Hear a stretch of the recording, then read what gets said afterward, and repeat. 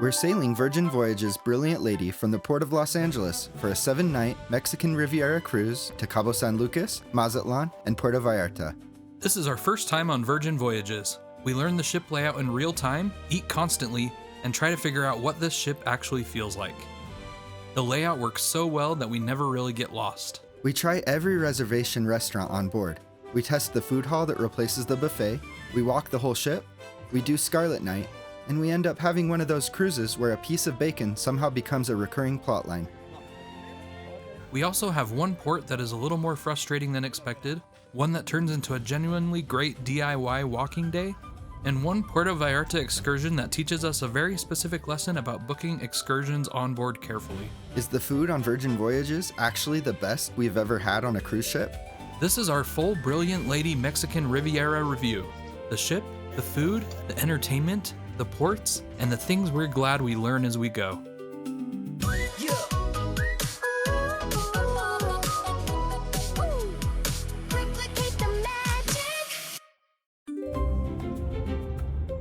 We're sailing out of Los Angeles World Cruise Center in San Pedro on Virgin Voyages Brilliant Lady. This itinerary is called the Mexican Riviera Cruise, and it gives us one sea day, then Cabo San Lucas, Mazatlán, Puerto Vallarta, and then 2 more sea days before returning to Los Angeles. We fly into Burbank because it's one of the cheaper airport options for this trip. We land, see the whole plane from the tarmac, and then immediately get humbled by rideshare prices. We're trying to get to Long Beach for our hotel, and Uber and Lyft are both way too expensive from the airport. Because we do have time, and because it's raining anyway, we try public transit. Metrolink to Union Station, Metro down to Long Beach, and eventually the Westin Long Beach Hotel. It works. It is cheap. It is absolutely not the glamorous version of pre-cruise travel. Total cost for 2 people is about $12.50. Total time is around 3 hours. So our real advice is still to take the rideshare if the price makes sense, because on vacation, your time matters.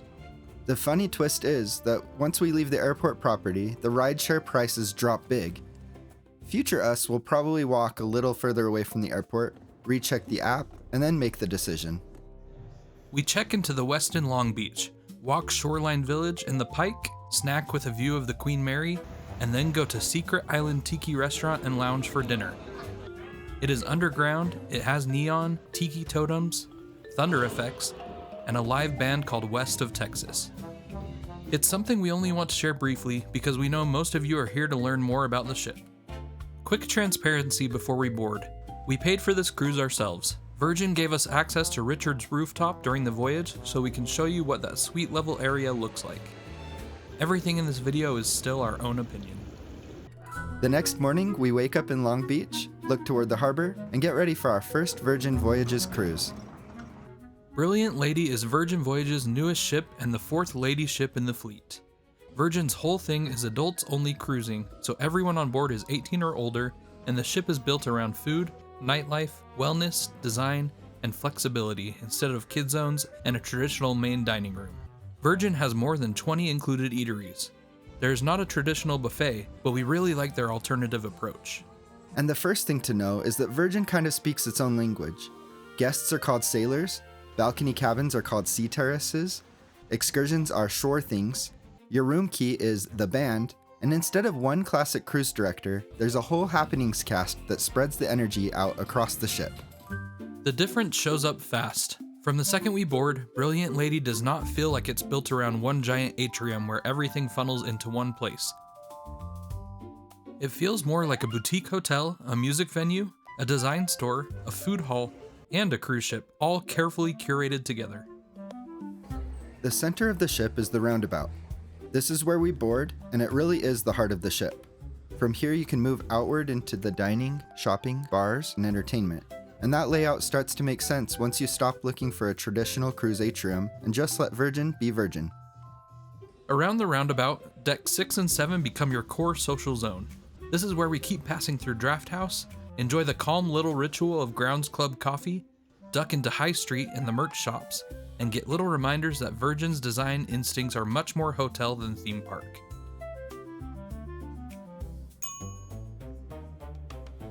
Virgin describes High Street as its floating version of a luxury shopping street, and Brilliant Lady's retail mix expands that with new brands and the first Clarins boutique at sea. The shopping cluster is a bit like what you'd expect at a mall on land.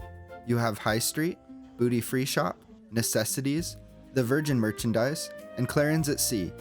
Even if you're not buying anything, it tells you a lot about what kind of ship this is trying to be.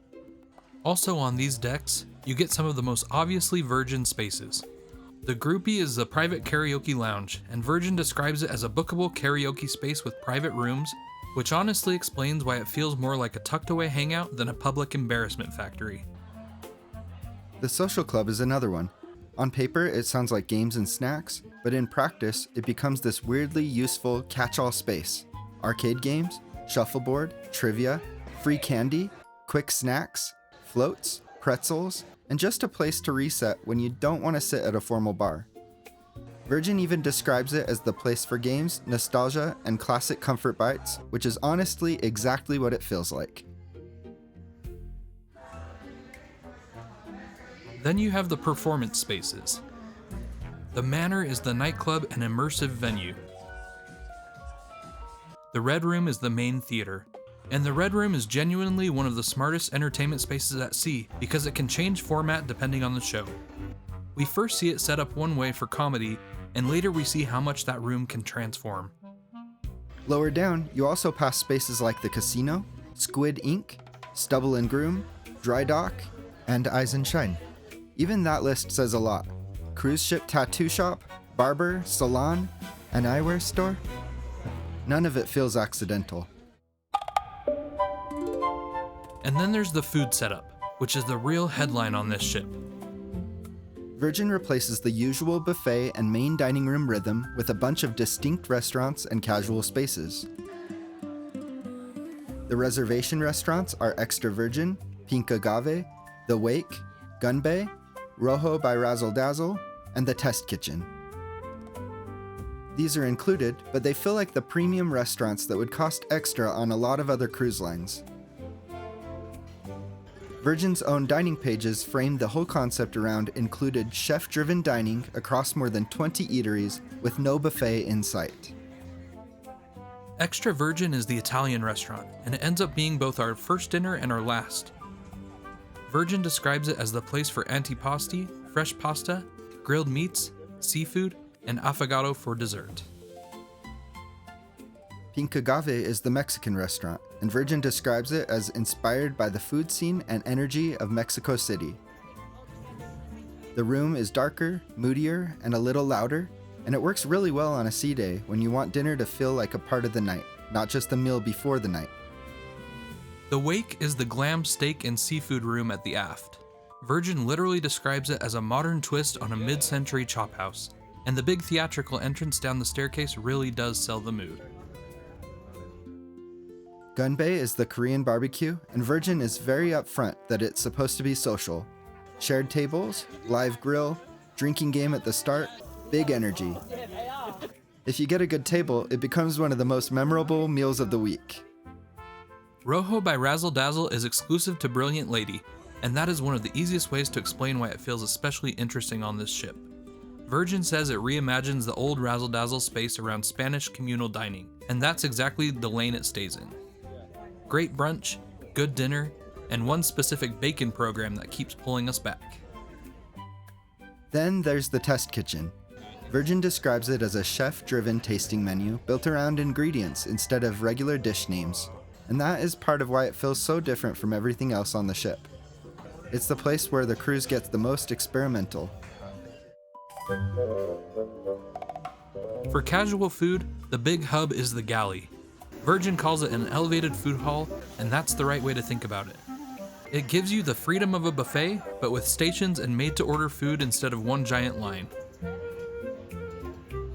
Virgin specifically describes it as a mix of a bakery and pastry shop, panini shop, burger grill, taco shack, sushi bar with bento boxes, noodle bar, soup and salad stand, and a 24-hour diner. Here's the galley map that finally makes sense to us after about 3 laps.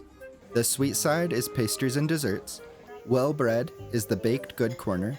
Hot off the press handles paninis and toast style items. Burger bar is exactly what it sounds like.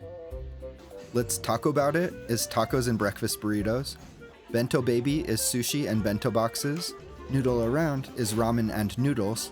The Daily Mix is salads, vegetables, and rotating hot dishes.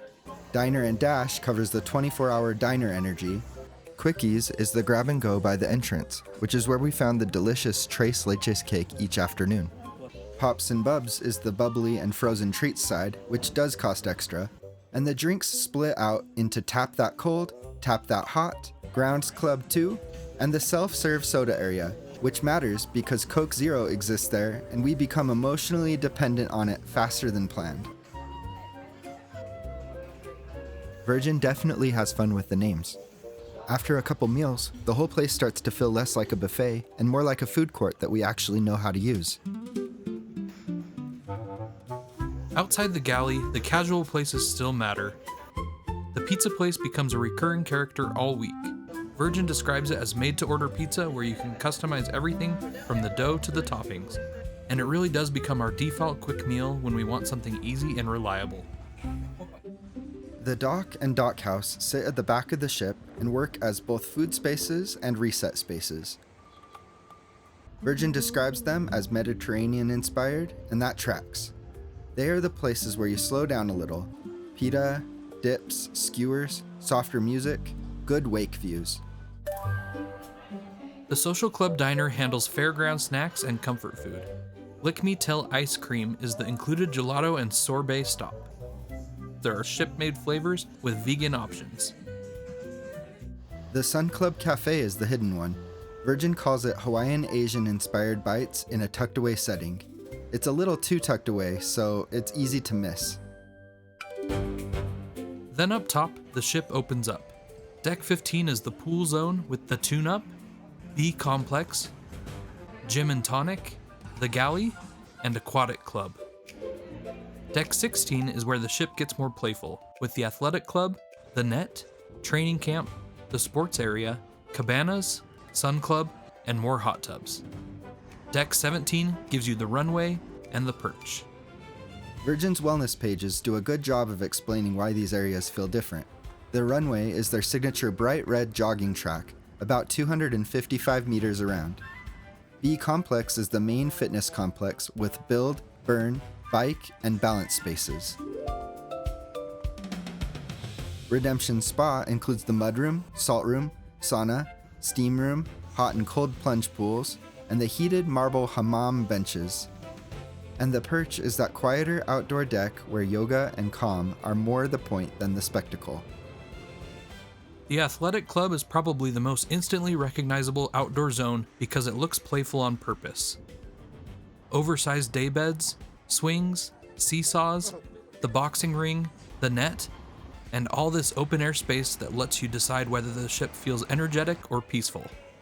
That ends up being one of the biggest surprises of the whole week.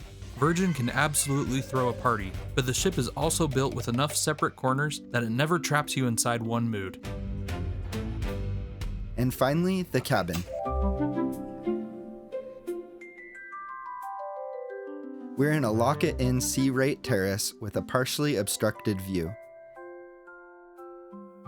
Ours is one of the slightly smaller balcony setups because of the lifeboat position. So we get the hammock, but not the extra chairs you see on some of the standard sea terraces. It's a very good room for this cruise, but next time we'd probably choose a standard balcony. The room is one of the most Virgin parts of Virgin Voyages. There's a tablet for the TV, lighting, temperature, curtains, and room controls. Virgin's cabin pages and FAQs confirm that every cabin has tablet-controlled TV and room systems, plus on-demand entertainment. The mood presets are part of the fun too. Hangover, Get It On, Photo Shoot, Find Your Zen, and Pumped Up. They're silly in a very committed way, but they also make the room feel different from every other cruise cabin we've had. The curtains open automatically. The lights fade on when we come back into the room. The tablet is full of complimentary on-demand movies and shows, and all of that together makes the cabin feel less like a normal stateroom and more like a tiny futuristic hotel room that somehow has a hammock hanging over the Pacific. Alright, that's the setup. We know where everything is, at least in theory. Now let's actually live on the ship. The plan is simple. Wake up in Long Beach, get breakfast, board Brilliant Lady, and learn the ship as fast as we can.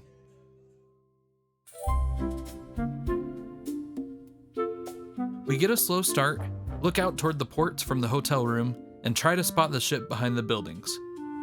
Virgin does not rush people off the ship the same way some cruise lines do, so boarding starts a bit later than we're used to.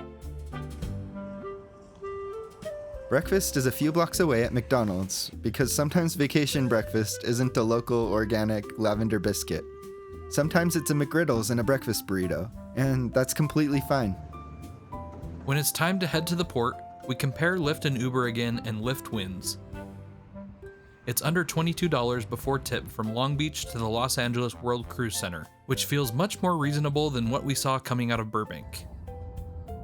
We cross the Long Beach International Gateway Bridge, then the Vincent Thomas Bridge, and Brilliant Lady finally comes into view. The gray hull, the red details, and the shape of the ship already tells us this is going to feel different. If you like videos like this, don't forget to like and subscribe. At the terminal, we leave our bags with the porter, wait for our time, move through security, and get the bands. Virgin uses these bracelets for your room, purchases, and getting on and off the ship. So after the terminal process, you really are kind of set for the week. Then we cross the gangway, board the ship, and walk straight into the roundabout with a DJ already going. It's a strong first impression. Not chaotic, not formal, just immediately awake. And before we do anything else, we go straight into strategy mode, restaurant reservations, because this is one of the biggest practical lessons on Virgin. If you book a more basic rate, your dining window can open later, and the good time slots can disappear. The fix is to show up with an actual plan. Write down where you want dinner each night, know your ideal times, and then move quickly once you board. That is exactly what we do. And it works. We get every dinner we want, both brunches we want, and because this is a 7-night sailing, we get extra Virgin twice. We also snag a reservation for Murder in the Manor, which is the only complimentary entertainment we book in advance on this trip. Also, huge thank you to Varun, the restaurant manager at Pink Agave, who helps us get into our dining reservations. We still come in with a plan, but having someone calm and kind point us in the right direction makes the first reservation scramble feel a lot less like a spreadsheet with jet lag. Once that's done, food immediately becomes the priority. First meal on board is the pizza place on deck 7. I get a pepperoni pizza with marinara, shredded mozzarella, and fresh mozzarella. And I get the chicken pesto with basil pesto, mozzarella, and red onion. We sit outside with a view toward the bridge, watch the required safety video on our phones while the pizzas cook, get buzzed by the pager when they're ready, and within the first hour of the cruise, we're already saying something kind of extreme. This might be the best cruise ship pizza we've ever had. After lunch, we check in at our assembly station as part of the muster drill. The one for our cabin is in the roundabout. We get that done immediately and then head to the room. We're in cabin 8214A, midship on deck 8, and this is a sea terrace with a partially obstructed view. The balcony is definitely smaller because of the lifeboat setup, but it's still enough for the red hammocks, and the room itself is more thoughtful than flashy. The bed can be configured in a few different ways. The default configuration is one big setup, and it can be split into 2 beds. One bed pivots off the wall because Virgin's room design is trying to do a lot with a relatively compact footprint. The bathroom is a little smaller than the giant new megaship bathrooms we've been on lately, but it's completely workable. There's a curtain closet near the door, drawers, a safe, a little fridge for desserts and drinks, and 2 beach towels in the room for port days. One detail we love is the water carafes that get refilled by the steward.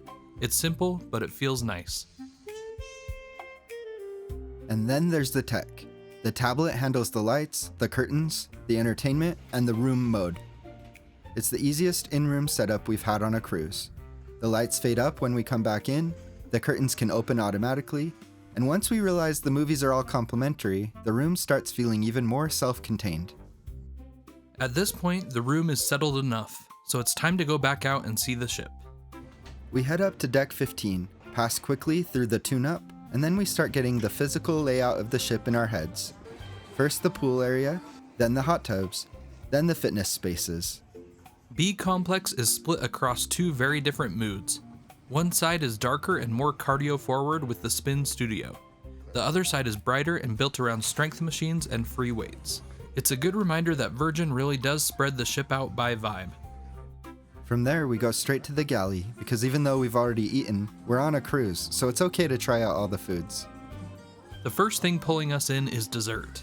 We spot Tres Leches cake near the entrance, then start wandering farther and realize the Galley is exactly the kind of place we're going to use all week.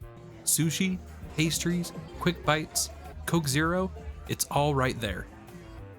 The pastries get our attention immediately. We're not ready to make the full declaration yet, but the ship's already making a very strong case for best cruise food. And because we're still in port, this is also our quiet window to look outward. We watch the port of Los Angeles and the Vincent Thomas Bridge from the ship and get that very specific embarkation day feeling where the vacation still has one foot on land. Then we keep climbing. Deck 16 gives us the seesaws, which we absolutely try. Deck 17 gives us the runway and the chance to look back towards San Pedro. This is the kind of feature that makes the ship feel smarter in daily life. A real dedicated track. Great views and plenty of fresh air. By now the pool deck is getting louder now that everyone has boarded, and that pushes us naturally into sail away mode. I fully jump when the horn goes off. The sail away party is up by the pool on decks 15 and 16, and this is the moment when Virgin's reputation starts to make sense. Yes, there's a party atmosphere. Yes, there's music. Yes, there's free champagne. But it also immediately becomes obvious that the ship gives you exits. If you want the energy, it's there. If you want the quiet railings, the wake, or a lap around the ship, that's there too. We meet the Happenings cast here for the first time, especially the diva and the hostess, and we start to understand how Virgin organizes the fun. It's not one big MC trying to tell you everything to do. It's more like the ship has personalities moving through it. We also take a quick look at Richard's rooftop during sail away. It's nice to see, but we actually end up preferring the lower railings midship for the sail away itself. We leave Los Angeles as the sun is getting lower. We pass Battleship Iowa, watch the container terminals at the ports of Los Angeles and Long Beach, spot Catalina Island and San Clemente Island off in the distance, and head to dinner. Dinner number 1 is Extra Virgin. The tables are close together, the design is warm and modern, and it feels a bit different from a typical complimentary first night dinner on a cruise. The menu is divided into antipasti, meats and cheeses, mains, pasta, and those extra cost treat yourself options. Soda is included here too, which we appreciate more every day on this ship. We both order the braised mini meatballs to start, then a big meat and cheese platter for the table. And for mains, I get the young chicken cacciatore. I get the braised pork cheek, and then we also add the pappardelle au ragout for the table, because apparently there's no reason not to aim for a 3-main situation on the first night of a cruise. Dessert is where the meal really locks into memory. Our server, Ines from Croatia, brings over what she jokingly calls her white Lamborghini. This big dessert cart for tableside affogato, and prepares the whiskey crema gelato affogato with espresso right at the table. It's one of those service moments that instantly gives a restaurant a little identity. Thank you, Ines. You set the bar extremely high on night 1. After dinner, we do a quick pass through the merch shop and the casino, just enough to mark them for later, and then head to our first show. It's a comedy set from Rob Little in the Red Room, and it's a very easy yes on night 1. No stress. No giant production to process yet. Just a good theater, good sightlines, and a strong reminder that entertainment is going to be an actual part of this week. You won't see footage from the shows themselves because of Virgin's filming rules, but the room is a great size and the hour flies by. After that, we wander the ship a bit more, notice the elevator choral theme, and then head to the pajama party at the back of the ship in the athletic club. Big parties aren't naturally our thing, so we treat it like research. We pop in, see what it's like, listen to the diva, and within a few minutes realize it feels less like an intimidating club night and more like a giant hangout with a dress code suggestion. The most surprising part is not even the party itself. It's the quieter corner nearby where the artist from the Happenings cast is helping people decorate tiny canvases with Posca markers. That sums up the ship really well. Huge party over here, small art moment over there. You choose your own speed. We finish the night with a lap on the runway, look at the neon Virgin logo glowing against the dark Pacific, and call that a very good first day.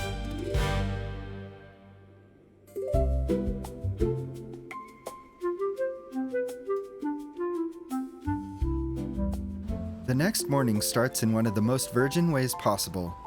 We tap the tablet and the curtains open automatically. And because we have a balcony, even a smaller one, we spend the first hour just sitting out there in the hammocks, staring at the ocean and letting the ship slow us down a little.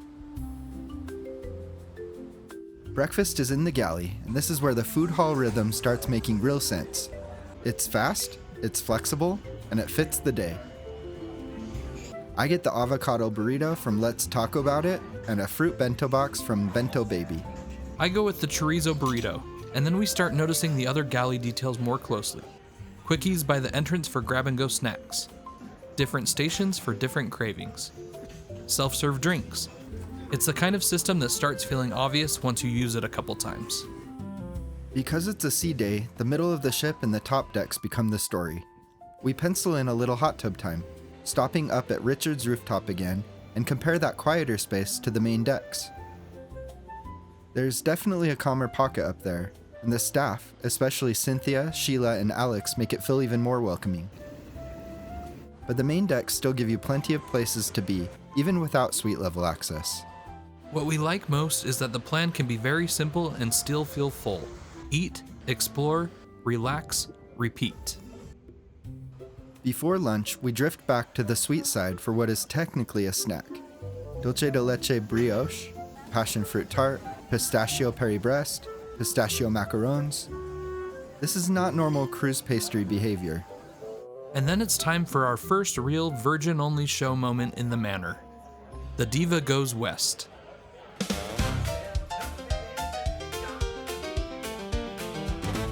This show is exactly what it sounds like. Country drag, humor, audience interaction, and very specific Virgin energy.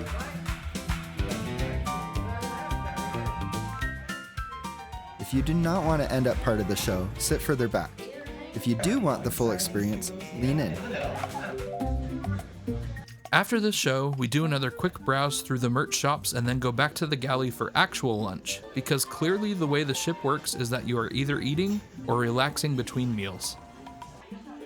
Lunch for me is all Bento Baby, hamachi roll, combo box, rainbow roll. I get tacos from Let's Talk About It and spicy tonkatsu ramen from Noodle Around. And that 1-2 combination is exactly why the galley works. You're not stuck in one cuisine. After lunch, we finally do the net. The net looks simple when you see it from a distance. Then you step out onto it and realize your brain really does not love walking on rope over open decks. It is secure, but it does mess with your mind a little bit. Once we get over that, we loop the track a few times and start noticing how many different outdoor spaces the ship has. Main pool with live DJ and more of a Vegas hotel energy, quieter corners around the perch, outdoor seating further in the back, athletic club playfulness. It is varied enough that even on a sea day, the ship does not flatten into one atmosphere. And then we find an eatery that's a bit hidden on deck 16, the Sun Club Cafe. This place is easy to miss. We order the barbecue beef rib bao buns with watermelon rind kimchi and horseradish kalbi mayo, plus the guacamole dip with corn relish and giant pumpkin seed crackers. The bao buns are automatic replicate-worthy status, no debate. Dinner tonight is pink agave, which feels like a good fit after a sunny sea day. We start with guacamole for both of us, plus esquites, then move into the bigger plates. Chicken enchiladas for Bo, pescado for me, cochinita pibil for the table. And by the time dessert lands, we're already doing that thing where we realize this cruise is setting a new internal standard. I get the chocolate tamale. It's interesting and a fun idea. Possibly something that could inspire other flavors to try making back at home. And I get the chocolate tacos. Also, shout out to Aria. She takes great care of us at Pink Agave. And then we keep running into her at the sweet side in the Galley, where she also works mornings. We usually try to avoid showing other people's faces, but Aria specifically asked us to make sure she was included. Thanks again for the great service, Aria. After dinner, we slow things down at the dock and watch the sunset. Then we get gelato at Lick Me Till Ice Cream. This round is malted strawberry milkshake and apricot sorbet. We love that this is all complimentary and all-inclusive because it keeps not feeling like the included version of anything. As we keep walking, the ship keeps revealing more small activities. Live music, the groupie private karaoke rooms, quick free glam face painting, trivia in the social club, and free candy. And not fake free candy, actual choices. Swedish fish, saltwater taffy, red vines, house-made marshmallows, fudge, cereal bars, peanut brittle. It feels like somebody on board kept asking, what tiny thing would make this ship nicer, and then just kept saying yes. We close the night with Dual Reality in the Red Room, and this is the show where that room really proves itself. Instead of standard stage and seat setup, the theater shifts into an in-the-round feeling with the audience divided into red and blue sides. It's a Romeo and Juliet structured show filtered through a circus and acrobatics lens, and it's absolutely one of the should-not-miss shows of the week.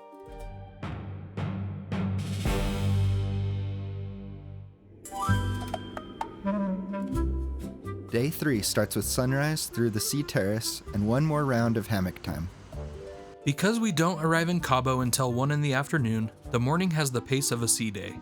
We do a quick walk, hit the hot tub, and then switch things up with our first brunch reservation. This is Rojo by Razzle Dazzle Brunch, and this meal quietly changes the rest of the cruise because it introduces one of our sleeper hits. The bacon. Which sounds ridiculous until you have it. We both start with ham croquettes. Bo gets the Razzle Dazzle breakfast plus a half order of the malted buckwheat waffles. I keep it simpler with scrambled eggs and a chocolate croissant. And then we both add the smoked bacon. This is the meal where we start understanding that Rojo does not need to be loud to be memorable. It just has one or two very specific things that stay in your head. Before heading to shore, we make a completely unnecessary but emotionally correct stop in the Galley to say hi to Aria, catch that quick wave at the sweet side, and grab chia pudding and a croissant breakfast sandwich.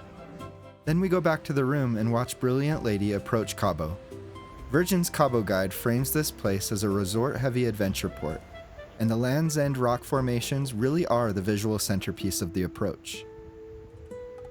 The Arch is one of the most famous sites in Los Cabos, and is usually seen by boat from the marina or Medano Beach, which is why the tender ride in is actually a pretty good way to start the port call.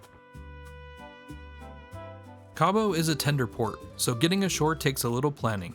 On Virgin, you reserve your tender time, and because arrival is later in the day, those earlier slots matter if you want decent time on land. We do get one of the earlier spots. Head to deck 4, board the local tender, and cruise in with good views of Land's End, our own ship, and the other ships in port. Then we get to shore and immediately remembered that a place can be beautiful and still not be your ideal day. Our plan is simple. Walk to Playa El Medano, get in the water, enjoy our one real beach day of the itinerary. And the walk there is not hard. What is hard is the constant selling. Water taxis, bird whistles, cigars, sunglasses, massage offers. It is relentless. Once we reach the beach, our best advice is to get in the water as fast as possible, because even sitting on a towel with your eyes closed is apparently interpreted as active shopping energy.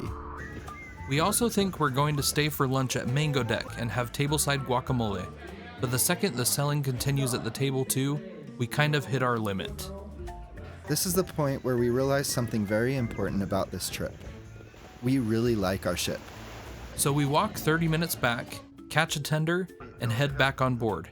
Next time, Cabo might be a views from the ship day for us. Back on board, our reward is the Galley. Sushi, tres leches, pastries, and calm conditions to match the beautiful scenery out the windows. We had a good time swimming at the beach and feel like it was still worth the effort and loved exploring a new place.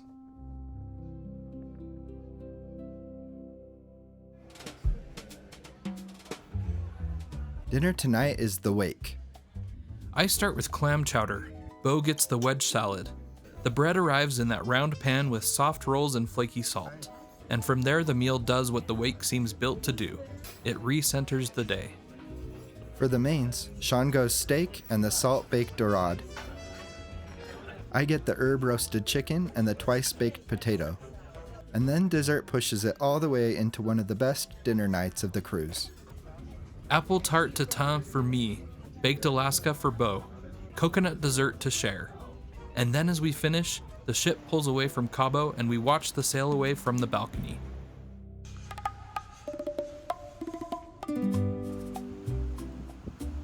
The next morning, we wake up to another totally different approach.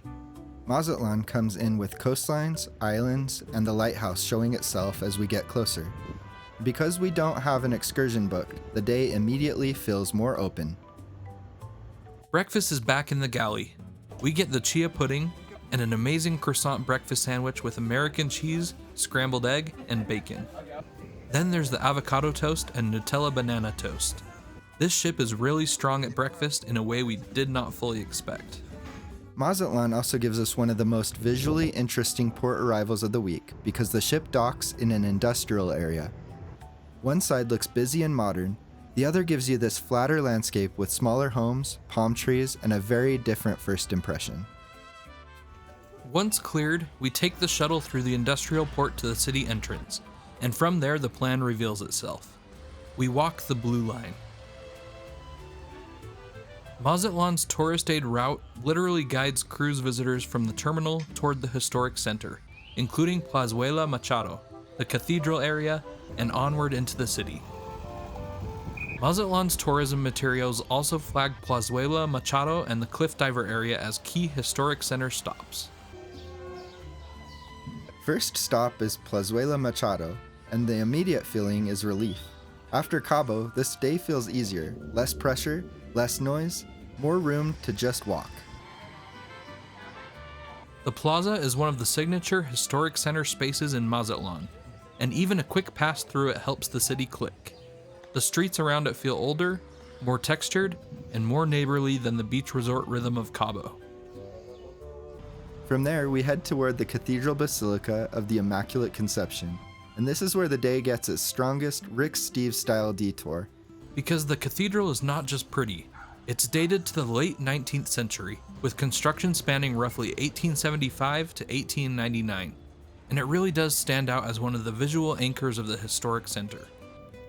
We go inside, take a moment, then continue to Mercado Pino Suarez.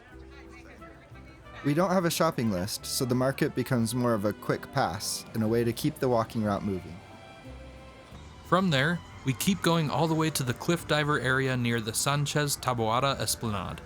It's about a 25-minute walk from the market, and we have the option to take one of the smaller taxis, but we stay on foot. That ends up being the right choice for us, not because the taxi would have been wrong, just because this port is finally giving us what we want, a day that unfolds slowly. At the waterfront, we first stop by the Sirena de Mazatlán statue, then move over to the diver viewpoint just in time to see a diver collecting tips and working up to the jump. Mazatlán's tourism materials describe this as one of the city's enduring traditions, with divers jumping more than 14 meters into the Pacific. We climb to a lookout, glance over at Devil's Cave, and realize this day is quietly becoming one of our favorite port calls of the week. On the walk back, we keep noticing small details instead of dodging sales pitches. Beatles-themed street, nice facades, better pace. It's just a very pleasant DIY walking day. We skip the lighthouse hike this time, follow the Blue Line back, and head to the ship feeling surprisingly refreshed instead of drained. Back on board, the room does that little Virgin thing again where the lights fade on and the curtains open as we come inside, which is still satisfying every time. Then it's hot tub, pizza, and gelato. Very serious cultural balance. Lunch is the pizza place. Bo builds a pepperoni pizza with mozzarella, onions, olives, prosciutto, and arugula. I do the chicken pesto again with a few changes. Then we hit Lick Me Till Ice Cream, grab candy in the social club, and by golden hour, we're back outside watching Mazatlán slide away from deck 16. One lap of the runway later, it's time for Gun Bay. This is the meal we're a bit nervous about in advance, because it's the only shared table booking we have this week. So we have that very specific cruise dining thought of please let the random table be nice. And it totally is. We get grouped with 4 guests from Australia. The table clicks immediately, and the whole meal becomes more fun because Gun Bay is designed to work that way. The shared plates keep coming. Kimchi pancakes, cucumber salad, rice crisps, spicy rice cakes, short ribs, pork belly, shrimp, bulgogi. The grill is active in the middle of the table. The energy is high, and by the end of the dinner, we're glad Gun Bay forces a little trust. Dessert is black sesame soft serve and sweet pancakes, and it caps off one of the nicest days of the trip.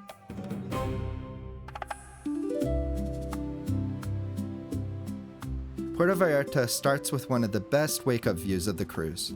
Mountains, sunrise, and those balcony hammocks earning their keep again. Virgin's Puerto Vallarta guide really leans into that arrival, describing the ship gliding into Banderas Bay with the Sierra Madre mountains around it.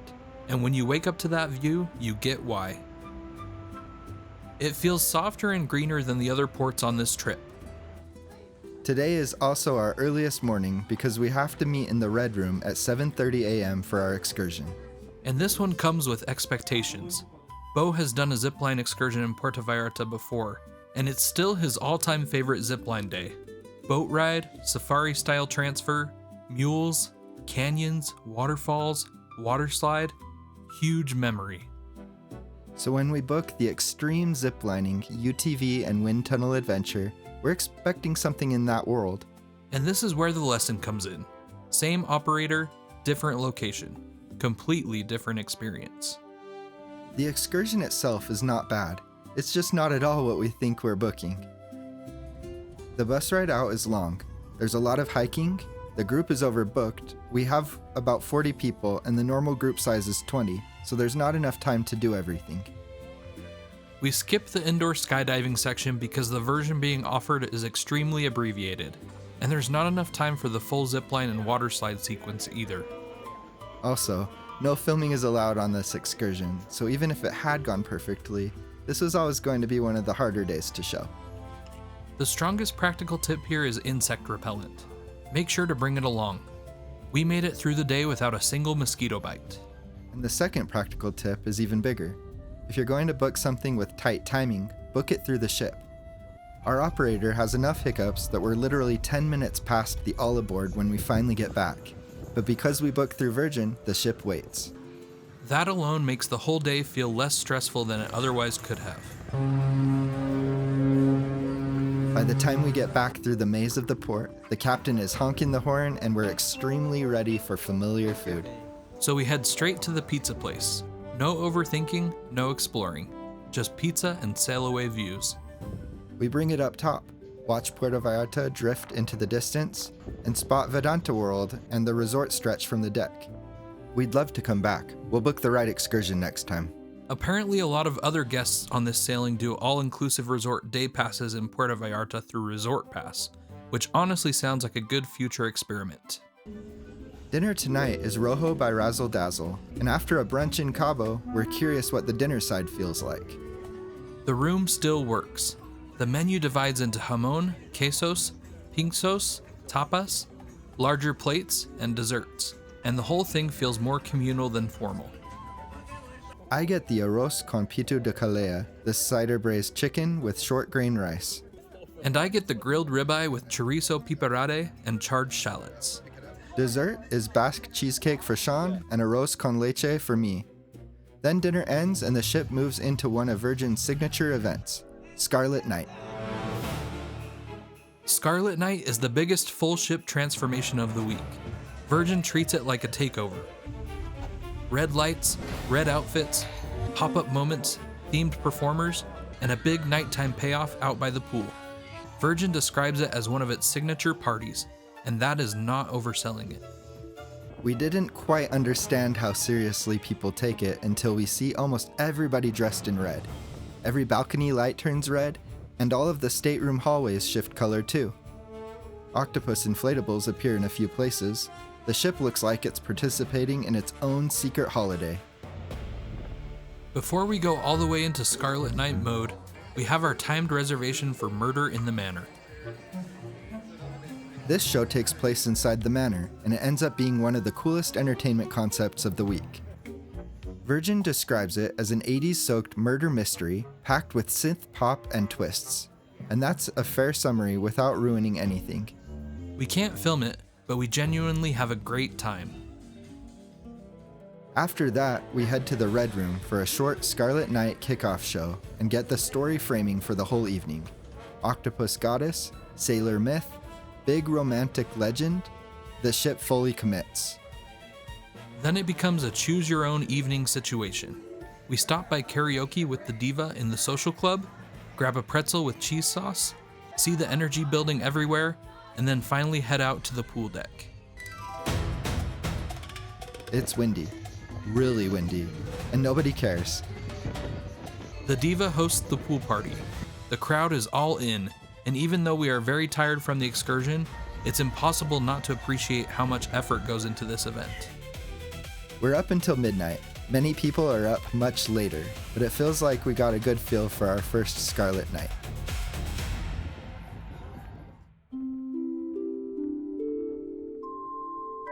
The next morning starts very early for a sea day, but for a good reason. We realize we somehow still have not properly filmed the spa, and Virgin's team is kind enough to let us visit Redemption Spa before opening so we can do it. We just get a quick walkthrough tour, but it turns into one of the best quiet ship moments of the week. The thermal suite has the mudroom, salt room, sauna, steam room, hot and cold plunge pools, and heated marble hammam benches. The part that stands out the most is the windows. Some thermal suites on ships feel like sealed caves. This one still remembers there's an ocean outside. We also get to peek into a couple of treatment rooms, including one with a quartz bed, which is the kind of sentence that would have sounded fake to me before this morning. If this were an Alaska cruise, a thermal pass would be even more tempting. Honestly, it's tempting here too. The other thing we notice this early is how different the ship feels after Scarlet Night. The party people are asleep. The early risers are out. The ship has a very calm crowd in the morning.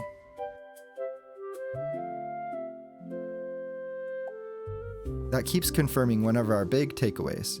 This is not a party ship in the simplistic sense. It's a ship that can host a party while still giving everybody else room to have a completely different vacation. Before brunch, we do a quick breakfast snack, pastries and one more bacon, egg, and cheese croissant. Then we head to the wake for brunch.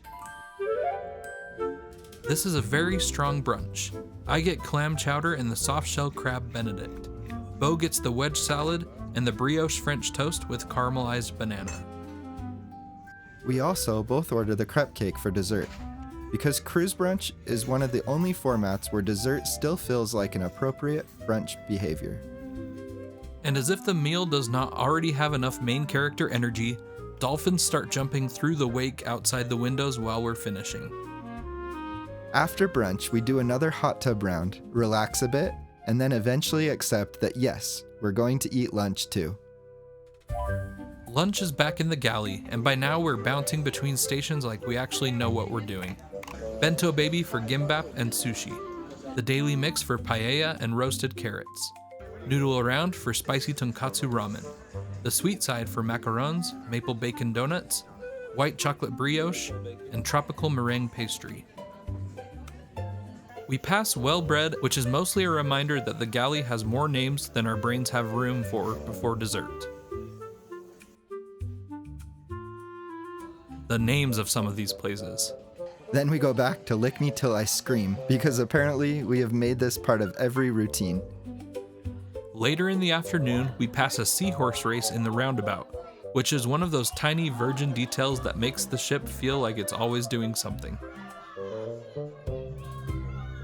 Dinner tonight is the test kitchen, and this meal is probably the most overtly replicate kitchen-coated meal of the cruise.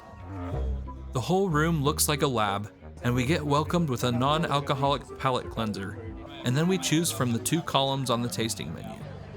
Tonight, the restaurant is serving menu B. It alternates between 3 different menus. And thank you to our server Adrian from the test kitchen. The whole thing feels polished and still relaxed enough that we can ask questions and not feel like we're doing dinner wrong.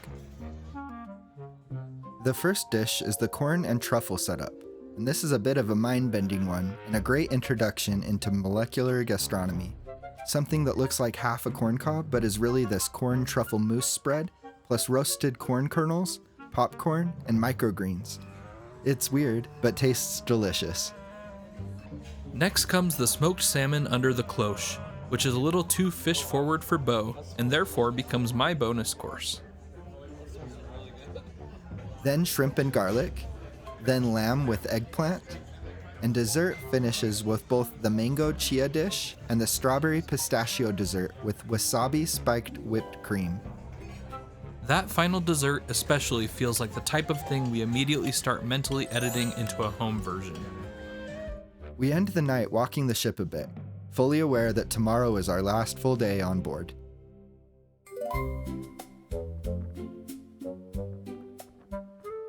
The last full day starts windy, which we hear is pretty common for a Los Angeles sailing. Breakfast begins in the galley with a lighter first round. Chia pudding, fruit, croissant breakfast sandwiches, pain au chocolat, cinnamon rolls, and pineapple. What we're actually craving is the bacon from Rojo. Which leads to one of my favorite very specific cruise moments of the whole week. We tried to get the bacon to go, but we can't. So instead we sit down and accidentally turn our bacon craving into a full second breakfast. This is how we end up back in Rojo by Razzle Dazzle with thick cut bacon, blueberry green tea cheesecake, pastries, churros with chocolate Nutella sauce, and a razzle cake with ganache and toffee crunch. If a restaurant can pull you back on a sea day because you can't stop thinking about one side item, I think that says something. We know it's just bacon, but this is totally replicate worthy and something we need to try at home. Lunch later is the pizza place again, because by the last day the ship has already trained us. We know exactly what the safe favorites are. Thank you to Kimberly, Carl Nico, and Liesel, because when a cruise pizza counter becomes one of your safest bets, the people behind it deserve some credit too. Pepperoni for me, chicken pesto for Sean, then one more gelato stop, then some actual relaxing. And then, all of a sudden, it's the final dinner. We book Extra Virgin twice right at the start of the voyage, before we had eaten anywhere, and it turns out that instinct is correct. This is where we want to eat. We do make a request to have Ines as our server again, but the ship can't accommodate that request because she's working larger tables that night. Still, we do get seated quickly and see her again, which feels like a nice little bookend to the week. There are clippings of fresh rosemary on the table, which is such a tiny detail, but makes the whole setting smell wonderful. We both get the braised meatballs and the meat platter again, which is not the behavior of people trying new things. It's the behavior of people who know the assignment. I get the pappardelle al ragu. And I get the steak. And then we forget to film dessert, which honestly is the most human possible ending to a week-long food story. But yes, we both get the tableside affogato again. The last show of the cruise is Red Hot in the Red Room. Virgin positions it as a celebration of the broader Virgin brand and music history, and it does feel like that. More traditional theater setup, big performance energy, and a good way to close the onboard entertainment side of the trip. We should also mention the 2 entertainment notes that don't fit neatly anywhere else in the video. Duets gets cancelled due to crew illness on our sailing, and we miss out on Out of Time simply because by that point in the week, we're tired enough to make the mature choice and go to bed. But even with those 2 misses, the overall entertainment lineup still feels like the right amount for our week. The ship arrives back in Los Angeles just after 6 in the morning, and our final view is San Pedro appearing outside the balcony. We book a 7:30 a.m. departure slot because we're flying out of Burbank, and next time we'd probably choose Long Beach or LAX just to stay on board a little longer.